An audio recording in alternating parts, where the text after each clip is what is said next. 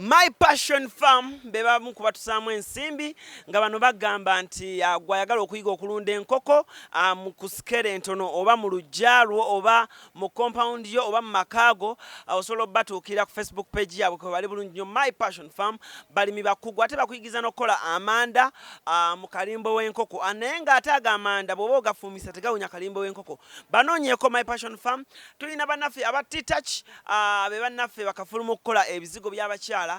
ebyerusa wamu naawe gwe ayagala ekyo ekikuleka munakyo kala be bannaffe aba T-Touch nabo banoonyeeko bulungi ku Facebook we bali bulungi nnyo tulina bannaffe aba Kushona Designers bano nga bakafuluba okuyingiza ebiteeteeyi by'abagole awali gomesi ez'emikolo gwayagala okwambaza ku birthday party naawe tukongera okwaniriza wali ku Kushona Designers bali wali ku Zai Plaza abalinawo edduuka awo nkutumiddeko Jamila nampeera nti ogamba otya muganda wange mwannyinazo obulamu kansubire buli bulungi nnyo omukyala Kushona Hajati nkutumiddeko nnyo naawe ogamba otya abakushona abo balina n'edduuka ano ku Namirembe Road so gwali ali mu bitundu by'erubaga totawaana kuvaayo olunaku olwali tugenda kwogera ku tulina omusawo waffe omukugu mu kwerusa abakyala mbalaba ku Facebook bannyo nga ndese ba celebrities nomugamba Alan Cruz ye yerusa nga yakona ave ku kizigo akola atya olunaku olwekyo tugenda okwogerako kwe kubanga omukyala step z'okweyerusa ziri zitya omuntu atandika atya ozuukuka otya ofuna kirooto okola otya tulina omukyala T-Touch agenda tubuulira weeyerusa otya kiva ku kyokkona oli naakona engalo naakona engalo naakona ennyindo naakona amaaso ne buneeno nga bwakola bw'ati n'azibiriza bw'ati nga muno yakona muneeno so binnyo tugenda okubanga twogera muno omuntu lwaki okona muno obugere lwaki bukona ne bubanga gonja obugalo bingi nnyo so olunaku olwali tovaawo naye katusooke tubabuuzeeko abalungi muli mutya mwebale kulaba celebrity track mwebale kwagala trophy mwebale kuwagira T-Touch T-Touch abo abantu bawulira nga tukwogerako nnyo ng'omu ku basponsa baffe T-Touch musinga kukolaki tukola ebizigo eby'abaana eby'abakyala eby'abaami kwegamba tukola buli kimu ekikwatagana ku lususu okubeera nga luli kiriya nnyo ate nga muderivalinga we deliver anywhere and we deliver fast kyembagamba wangi mu nsi zonna oli waabaali buli wamu woba oli ekizigo kikutuukako tuwaliwo ekitatuuka Canada US wonna n'abali mu biyumba maani omuntu kolyakudde ebizigo by'oluwumu nga luli byonna bwebiri kyeggambye ekikwatagana ku lususu abana Daxport byonna webiringa bw'obirabaawo tewali kitaliiwo nze buli ekikwatagana mu nsusu kyennakuguka bwe jangu ngambe nti wano waganye olunaku lwayo trophy eno share sponsored by T-Touch olunaku lwayo trophy njagala otuyiseeyiseemu mu nteekateeka steps tuyina obudde bwaffe steps omuntu mwayitira oba omukyala oba omwami mwayitira ng'atandika okukyusa kala ye y'olususu ye kino ekintu ndaba abantu bakivumirira tusooke tukyogere okweyerusa kubi kabi kyakali mu kweyerusa akabi akali mu kweyerusa nyinza ogamba nti kuyinza okuba okubi ng'osusizza we wandikomye kirungi okweyerusaako ebirungi akatinitini nze mumanyi nti omukyala asobola okunyuma nga yerusiza ebirungi nga takute nnyo mu kiziga ate kukiyiikira lumu kukigwamu lumu birirako katini naye ate onyume yensonga lwaki abasinga bagana okubalansinga kubanga akutte ekizigo nga kyamaanyi nnyo n'akyesaba nga kyamaanyi neerabira nti eno wajja kugaana okitegedde ate nga abasinga obbibawo olusi tebateekamu skin balancing oil agenda kubayamba kuba nti omubiri gukola kigubalansinga Trophy ekyo kituzzemu njagala tutandika empolampola omuntu alina zuukuka atya alina zuukuka nga wakataketake twagala steps omuntu mwatandika steps ng'otandika okwagala okweyerusaamu ekyo ekirungi ky'ogambye ng'otandika okwagala okweyerusaamu olwo badde toli ku bizigo oli ku nakyoyo nze mba nja kugamba nti tandika mpola ogambe nti njagala kunyumungukamukko fesa nyumungukemukko akatini bw'ona onyumungukamu akatini tojja kugamba nti engalo zino zijja kona lwansonga tugenda bba akazigo tubbyeko kabbe mulimu bali olina agamba nze njagala kumyuka nze nna mulundi gumu nabyo weebiri era tubitabula naye nga nze nja kuadvisinga nti weeyerusemu katini otandike empola ojja kuwona n'ebizibu ebisinga ebyensusu step kyesookerwako bizigo ki ebisookerwako nga tutandika ebizigo ebisookerwako ye lightening cream kekaliwo wano kekano ka lightening cream okeesiiga otya nakummeka nze ebizigo byange mbagamba nnyo nti bw'oba obyesiiga okola ekiriyo mu wiiki emu biba bimaze okulaga nti bijja kola ki nti bijja kola era oba olaba nti akasusuko kavudde wali obadde oli muddugavu otangaddemukko okitegeera era abasinga waba agenda abyesiga mugamba olaba nga otandise okutangala okusukka we wandikomye byesiige nga gumu olunaku kaddemu ako process eyo giddemu bwe mugamba bwe nti woba olaba nti otandise okweruka okusukka mu kwalika light ketugambye byesiige wiiki omanye nti wiiki eno nesiize eddako kana nesigeka oil kana ka skin balancing oil kano ka skin balancing oil nga baweerako ne mugamba nti kati obalanga ebizigo bisusa litekako kaki ka oil ebizigo sooka okola ki kano ka oil okemette otandise okwesiga lightening cream yes kano kayamba skin ku balancing obadde otandise okuyitawo okufuuka bano okweruka ebyekyalo olwo tususe kakala ke twagambye kwe kuteekako kano kyobalanga muweerako ku package ekitegeeza otunda kano lightening cream otunda lightening cream n'ogattako ka skin balancing oil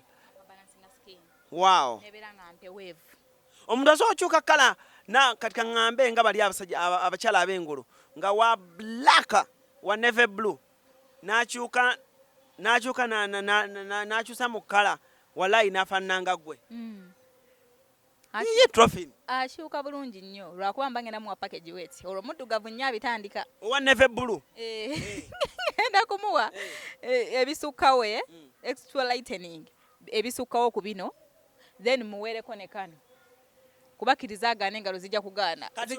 oyo wa navy blue alina kunyikamu face bwati n'asulamu nze alina kunyikamu naye akiwa obudde ayizo kyesigaleka emirundi ng'esatu olunaku wangi esatu twogera ku muntu omuddugavu ennyo ng'alinga omuzindalo katugeze omukyala kati ng'alina kkala ng'eyange ng'eno nze saagala kweyerusa omanya abawala boogerayogera nnyo nti kati kuluzi tukulaba oyagala kweyerusa omukyala ng'alina kkala ng'eyange yeesiga emirundi emeka olunaku bwe mba mutabulire kiri kyennekakasa ekyange ekyamaanyi kyogamba nze neetaaga kyamaanyi ise nnyo toli wakufiirawo nnyo naye waliwo bali abaddugavu gye bali abakyala abaddugavu bayirawo gye bali omukyala omuganda omutuufu ng'alinga omuzindalo bajja mutabulirako oyiro kali akakambwe abajja kubalansinga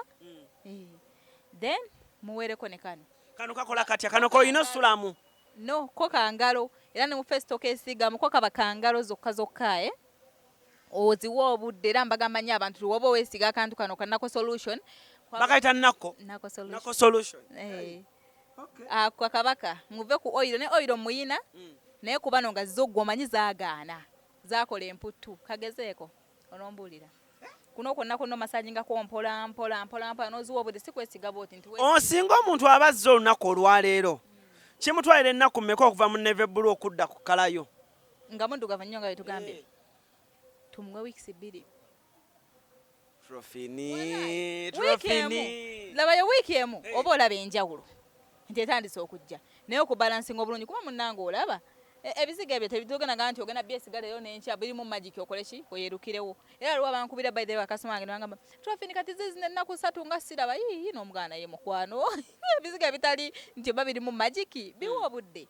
kati weeks 2 oba olaba kati abakyala nze kyeneewuunya ani abasiga ebizigo mu mugongo eno mu lukubo lw'omu mugongo eno oyita mukyala munno yabikumetta abamu baami bwabwe mulimu abaami abawagira abakyala baabwe okutangaalamu okukyusa ku kkala namugamba mwami jangu onsiigeko newano wa balansinge osiiga otya osiiga bwoti oba weesiiga nga asiiga ebizigo bya bulijjo kati lightening cream by the energy saakibagamba ogyesiga bwoti mpolampola si byakwesiga bwoti ogyesiga bwoti mpolampola bwoti okyegedde ate gino emikono abasinga bagisiiga bwe bati tebagisiiga bwe bati kyobola abamu bafuna ekintu wano ekya white negubeera gwa black bo bakitegedde abakyala tebamanyi kwe kiva wano negubeera nga gwa black wano neweeruka nnyo wano wafunyiza omukono bagwesiiga bwe bati bagwesiiga batya omukono bwe bati bwakwata ebizigo agwesiiga bwati kandi leero nyambadde biwanvu agwesiiga bwati okitegeera si bwati kuba eno tewajja kufuna omala okole bwoti nga teno tewafunye wano wajjawo ekipaapi ekyo ekyeru kati balina siiga bwoti ensonga lwaki tubalansinga tugenda mu maaso nakumanya steps za kweyerusa gwe omukyala ayagala okyusa mu kkala tugende ku mukyala ayagala nga wa black wa black alinga enzikiza naye nga ayagala aka black kaako kabeere nga kashininga nga kalabika bulungi nga tayagala kweruka tumwa akazigo ki Kekano. bakaita black lightening Bakaya titach nacho cream. mbadde manyi kano bakaita black lightening titach nacho cream Sabuni wako yono. Era omulaba ayawukana kwoli gwe twasomesaako luli. omuntu akakasa atya nti bw'anaanya n'abasabuuni ono taakyuke Ata bakati mba njagala kino kisabuuni nenkywa amatovu divoshi n'asooka ayingira wali mu mazzi agookya n'akyekuba ekyovu agenda ovaayo ng'abawala bamufa bufi. Sabuni alimu ebintu bingi. Alimu okuba nti omuntu alina embalabe akaza embalabe ate n'akuleka ku nakyoyo byonna bino olusolosolo olwe olubeera mu bantu ono sabuni abikola ali nakyo olusolosolo yes ali nakyo byonna abikola kati mulimu abakyala nabeera nga muddugavu nga badde alina embalabe abagenda n'abasabuuni ono yesiigireko cream eno nakyo cream ate embalabe ezo oluusi zira dark spot then ateerako kano ka dark spot remover ka dark spot remover ke kakola katya nti embalabe zino ezimu zikala nene ezirekamu spots ebintu nto first enyumye ke kano kakola ku muntu nga era mweru still nga yagala kuzijjamu dark spot era kazijjamu katunuze ne kati bakalabe naku mmeka week Trophy ebintu byonga bikola mangu kubambye kakasa babimanyi week omuntu aba amaze okutereera babimanyi era onogenda mu comments oba ne mu comments za buli osobola abantu waliwo abawo obujulizi era mbadde ngenda kugamba Trophy abantu bagamba bakomenti nga balina bye babuuza naye tewali abaddamu naye gamba ddamu ngamba ddamu omuntu yena yena nyobaza mu inbox mbawo obudde nabo bakimanyi kuba bakasoma be bakama bange mbagala nnyo Trophy tugende ku kyokukona tusookere ku ngalo engalo zino nakko lwaki zikona lwaki abakyala bakona engalo n'omulanga engalo zimukonyeko ziringa gonja n'ogamba nti tuli ku kiwano kyekiri kyegambye nti abasinga we batabulira ebizigo babawo ebizigo ebyamaanyi amangi ennyo bwe gaba mangi yes face yeyinza obba ennyangu n'ekyamuka nevaayo mangu nnyo nnyo n'olayite nga n'obanga omuzungu wano ne wagaana ne wano ne wakola ki tebalina skin balancing oil ate abamuyina batono asobola balancinga skin nebeera nga oli ku kituufu ebizigo bino wabiyiga otya obukugu obujjawa kyama kyo ekyo kyama kyange kuba te wengamba nti obiyiga otya wabikola otya okozesa kyo olwo tuba tukoze ekitulagirira abantu banadda bannaye tebajja kudda naye nga nayagala okuyiga nnoonyeeko tusigale kukona okukona kw'enjala okwo nze mbadde mmanyi bw'ati oyagala kukona njala manya zino nakko okwata zino engalo n'ozisonseka mu bizigo bwoti ne zisulamu tekisoboka kati nno basembeze kamera wano eno tubalage engalo ezirina obbeera gwe tewakona wano wonna wonna abasinga wabatawanya buno ne wano neeno kaakati bwe weesiga ebizigo ebikola ekiriyo buno tebulina kugaana buno bwe bumanyi okukola emputu buno tebulina kugaana bakkirize tujje tubawekanako solution nga kali mu skin balancing oil waffe agenda balancing engalo zino kwabo nga zaagaana naye gwe atandika ekitandike era seujangu tukwe lightening cream egenda okukolera ekiriyo obalansinge nze tewali muntu ajja wange n'agamba wampa ebidda bizigo byakonyeza engalo era bajja n'engalo zaabwe ne baŋŋamba nti Trophy engalo zino zaakona nakwata mu bizigo kwe kuba wakano Trophy bintu bye weesiga nawe weesigako nnyo kaki akasinga okukolera ku products zo wano kano keeka kabaka ensonga ki Trophy nalayika bw'ati lightening cream eno waliwo gwe nasanga nga yeyerusa naye nga mubina ebituli by'ennyindo bino muddugavu muno nga muddugavu nedda eno nga weeru naye nga muno muddugavu muno mu bituli by'ennyindo ne ŋŋamba ng'alinga zino emmundu ezaakuba sabasaba ne ŋŋamba wamuno amasasi mwe gaavanga naye ajje tujja muvunira ekyokukola osangibwa wa Trophy ndi ku Ham shopping mall block J hamuki ey'e Makerere no bayirayo bambye bakasoma nga basinga bagenda e Makerere nakubira ndi wano e Makerere n'owulira n'ennaku mu tawuni ku Nakivubaawo ebizigo bimaze mu bbanga ki Myaka 8 nga we nagamba ndoza ko ne tunagunzi ng'ogoya kizigo nga nkigoya ate nga tekinkonyeza ate nga nnyirira. Waliwo n'abo abakyala abakulukulu abalina olukanyanya olwo kano ka anti aging olukanyanya kisikini yange eringa ya baby naate nga siri muto nnyo siri mukulu naate siri muto nnyo kati kano ka anti aging obeerawo nga toseetuka myaka tova ku myaka bakanyagaba negikazi nakyo kiriridde ku kizigo naye kinyirira kano era omukyala alina omukulu ali eyo bangi nnyo abazze bakamanyi kano ab'emyaka egiyiseeko akatono egiyiseeko akati ne bakamanyi kano kaakati kano ojja nenkuwa cream yange eno omuntu akutwala ngo amanyi atute kyana kiwala agenda otuukeyo ng'akikyusa tekikyuka yes kumbe anti aging kano kenkwerako anti aging cream bw'oba weesiga ebizigo olina okesiigirako sikini ogikumakuma bulungi oshegeera nebeera ngeri kaliwo akeerusa enviiri temunabifunayo ebyo ako tetukayina kano ne mmala muleetayo ebizigo ate kambabuulira abakola ebizigo ne mmala mufunayo ebizigo nga bikola enviiri ne zibeera za brown nga ziri ez'abazungu zino ezigwa eno bwe zitinga ez'abazungu anyway Trophy nga tumaliriza sooka otunyonyola akazigo kano akazigo akasembayo abamu ku buzigo wano bwe tutogeddeeko tumalirize ka stretch mark remover abakyala mugaba asukka omanyi kino abakazi babeera ne mugaba nga tebagana kwambala ngoye ennyimpi oshegeera mugaba yono ogundi asalasala eno ku bisambi nobanga ayisiddwako amazzi agayiika kati kano ke kakabaka kagenda okukolera ekiriyo tekalaba ku mugaba tekamulabako bakayita mugabaani mugaba cream stretch mark remover kaba kagenda kuyambako obeera okasigako mpolampola kuno ku mugaba era omulaba nga akalala bajja ne bagamba bane ntambudde tewaliwo esigenze ngenze wannani mugaba aganye tebakulya bino gezaako ko titachi ku Facebook kwemuli nnyo manya ki amanya gange nkozesa Trophy Jingo Facebook yange ala student titachi ina page titachi cosmetics abantu bawe enamba omuntu akwagala enamba eri 0700 499977 0700 499977 musangibwa wa tusangibwa ku Ham Shopping Mall Block J bw'otuukaawo nkubirako kanamba ako omuntu ayagala okutulinda ku show yaffe eddako tugenda kwogera ku show yaffe eddako kusheddako ndowooza tusimbe nnyo essira ku mugabo oyo ne ku dark spot removal oyo kuba abantu zibatawanya nnyo ate nga abantu abasinga tebamanyi kikyakola bagamba tezisobola kuvaamu katezivaamu zitya kyekiringa n'obugalo buno abantu bagamba tebusobola kuvaamu nga lwaki tebuvaako buba busobola okuvaako abakyala okulabika obulungi bakyuse kakkala byesiga ne tubalansinga gwe lwaki oba tobyesiga nobalansinga obulungi kwefaako waliwo yali akuvumyeko nti wuyo omukazi eyeyerusa batuvuma nnyo n'oko nayinza okweyerusa mbagamba nti eba choice omuntu yasalawo nagamba kankyuse ku kkala era mbagamba nze sijja kweyerusa ayerusa baabo nebyo nakyo weebiri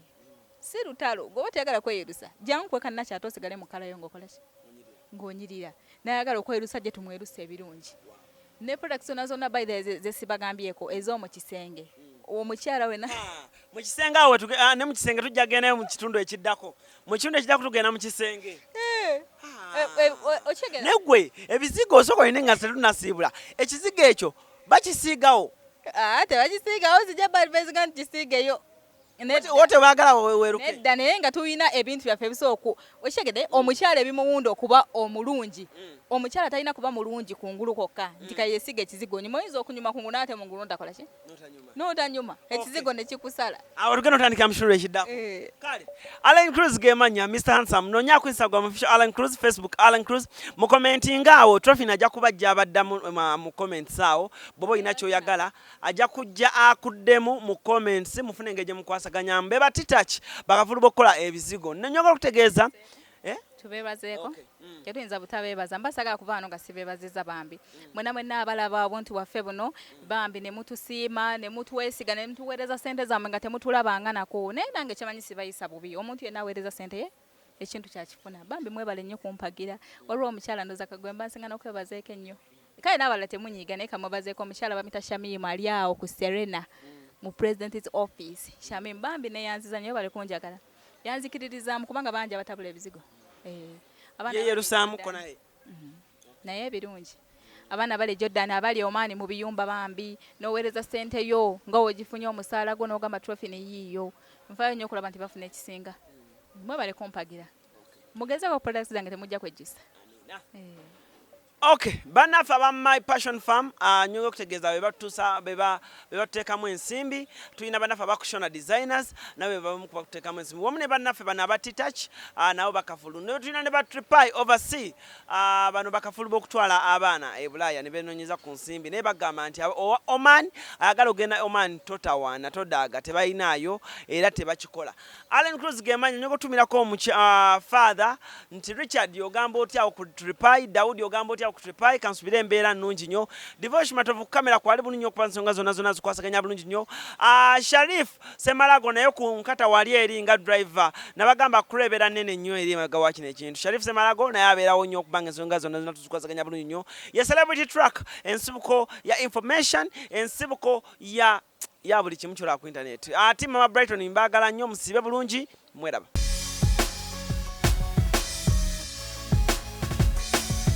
Celebrity Track. Subscribe.